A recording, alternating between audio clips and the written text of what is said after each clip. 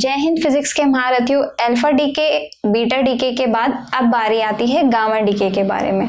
तो gamma DK बहुत ही simple है। तो जब भी अनस्टेबल न्यूक्लियस जो है वो डिसइंटीग्रेट होके कुछ रेज एमिट करता है, या कह सकते हैं गामा रेज एमिट करता है, तो उस डीके को हम गामा डीके कहते हैं। गामा रेज जो है वो इलेक्ट्रोमैग्नेटिक रेज है। तो जैसे ये न्यूक्लियस था, इसने रेज एमिट करी, कौन सी, गामा रेज, तो ये गामा डीके हुआ।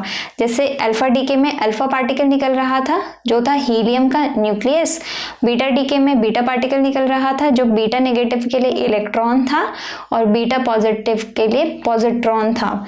तो वैसे ही यहाँ पे गामा डीके में गामा रेज निकल रहे हैं। गामा रेज जो है वो इलेक्ट्रोमैग्नेटिक रेडिएशन है। तो ये गामा डीके है। और यहाँ पे तुम सोच रहे होगे डॉटर न्यूक्लियस क्यों लिखा हुआ है। एक्चुअली जब अल्फा डीके और बीटा डीके होता है तो जो डॉटर न्यूक्लियस है उसके पास जितनी एनर्जी है उससे ज़्यादा एनर्जी होती है।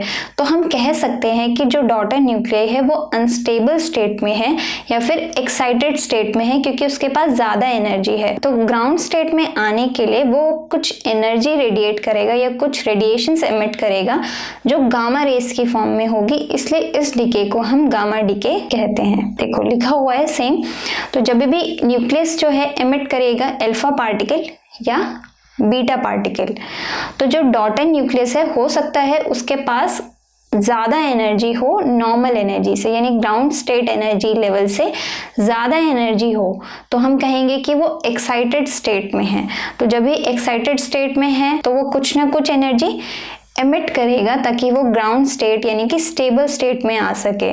तो जो वो रेडिएशन एमिट करेगा उसी रेडिएशन को हम गामा रेडिएशंस कहते हैं। तो न्यूक्लियस के जो एनर्जी लेवल हैं वो इलेक्ट्रॉन के एनर्जी लेवल जैसे ही होते हैं। इलेक्ट्रॉन के एनर्जी लेवल्स तो आपने पढ़े ही हैं, केमिस्ट्री में भी पढ़े होंगे। वैसे ही न्यूक्लियस के एनर्जी लेवल भी होते हैं जो आप हायर क्लासेस में पढ़ेंगे, जैसे 1 2 3 4 ऐसा होते हैं ना। और जब आप ऊपर की तरफ जाएंगे तो जो एनर्जी है वो इंक्रीज होती जाती है। वैसे ही सिमिलरली न्यूक्लियस में भी होता है। तो जब हम ऊपर की तरफ जाते हैं एनर्जी लेवल में तो जो एनर्जी है वो इंक्रीज होती है।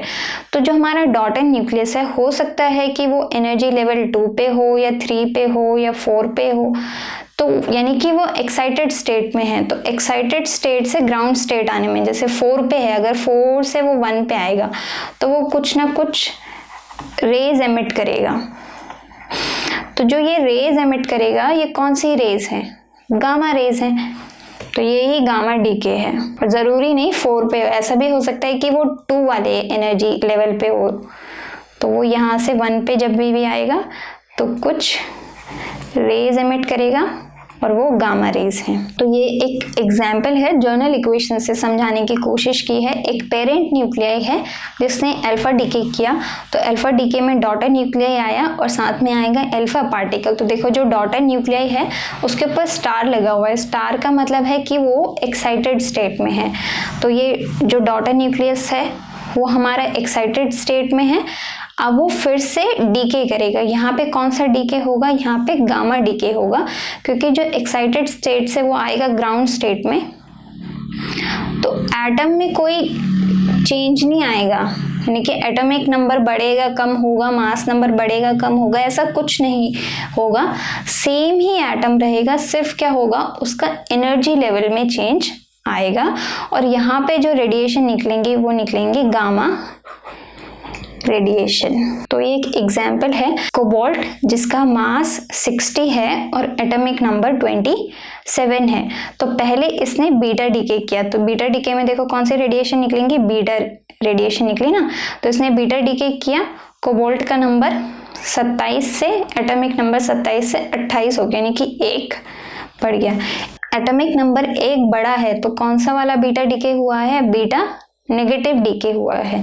तो यहाँ पे ये निकल में कन्वर्ट हुआ, कोबाल्ट जो है वो निकल में कन्वर्ट हुआ और इसके ऊपर स्टार लगा हुआ है, यानी कि ये एक्साइटेड स्टेट एनर्जी में है।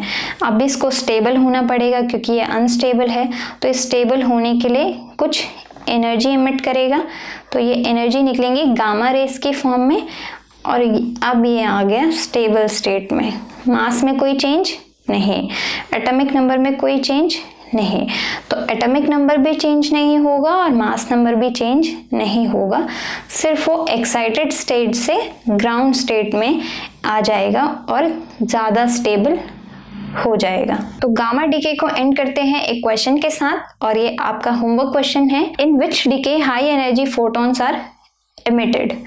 तो कौन से डीके में बहुत हाई एनर्जी फोटॉन्स जो हैं वो एमिट होते हैं, ये आपको आंसर करना है। कमेंट बॉक्स में आंसर लिख दीजिएगा। तो गामा डीके का बस इतना ही था, तो इस वीडियो को यहीं पे एंड करते हैं। अगर आपको वीडियो पसंद आया हो तो वीडियो को लाइक करें और चैनल को सब्सक्राइब करें। धन्यवाद।